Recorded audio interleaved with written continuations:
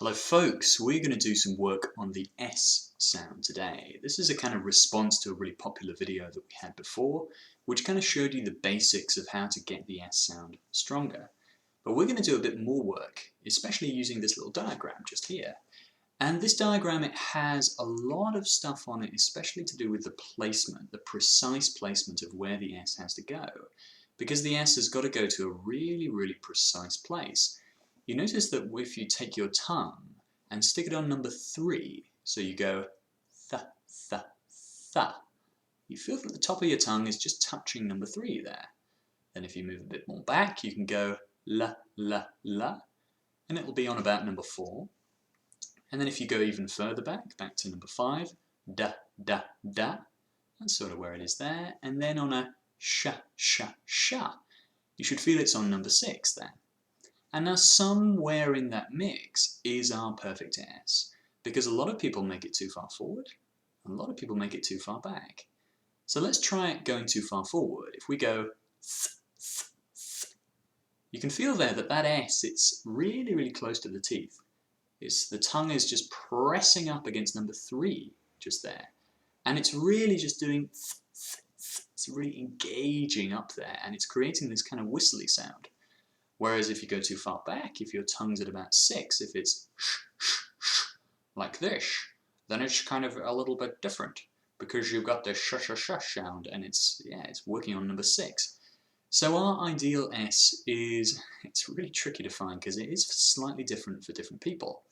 And notice that we're not actually using the tip of the tongue for this. We're actually, if you look down at the tongue there, you'll see that the tip is number 17. If you take a finger and place it on the tip, you're actually looking to connect the S with number 16. So this area there. And that bit there, if you just touch it with your finger, that's where you're going to be focusing that S on. Now if you go really far forward, you'll feel that 16 is meeting 3.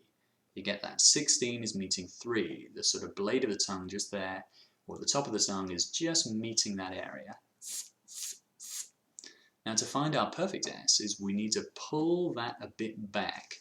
So we need to imagine a little corner of space just between the back of the top teeth and the tongue. And you open that up by just doing first of all, you should notice that space is totally closed. And then when you bring it back, you can just open out that little space. Imagine that little space just there. Just like that, and it should feel a little different. You may hear the sound get a little bit darker, a little bit stronger. And you notice there, we're not even touching 4 really, we're touching kind of 3.7 or 3.6. It's incredibly precise, these measurements. So it's just moving back into that area. And now what you can also do with this is we can have some words to practice too. So these words I've gotten off voicehacker.co.uk/flashcards, which is just there. And you can see this word, which is accept. You can make it too far forwards and go accept, accept. Or you can pull it back and go accept, accept. So we're actually going to do each one of these words 3 different ways. We're going to do it, first of all, too far forwards, then too far back, and then we're going to find the middle. So we're going to go accept, accept, accept, across, across, across. You notice that middle one just there, it should feel like a kind of combination of the 2. Against, against, against. Almost, almost, almost. And there are loads of these on here, so you can just keep on going through on the website and feel free to have a look at those and use them. And a last little thing before I go is that you should make sure that your jaw is mobile when you practice this. It's very easy to get locked in with the jaw and go you see it's not moving at all, it's just sort of staying there.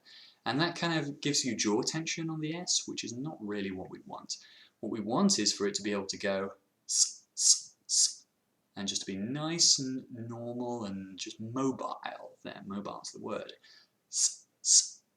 Is the key. So make sure the jaw is mobile, make sure you're finding that zone just on the S between the th and the sh. And make sure, by the way, that you're using these flashcards as well, because it's so important to put it into practice in words so that you can get a sense of how it works. So I've been Matt from Voice Hacker. You can find all of this stuff up on the website just there, and I hope to see you soon.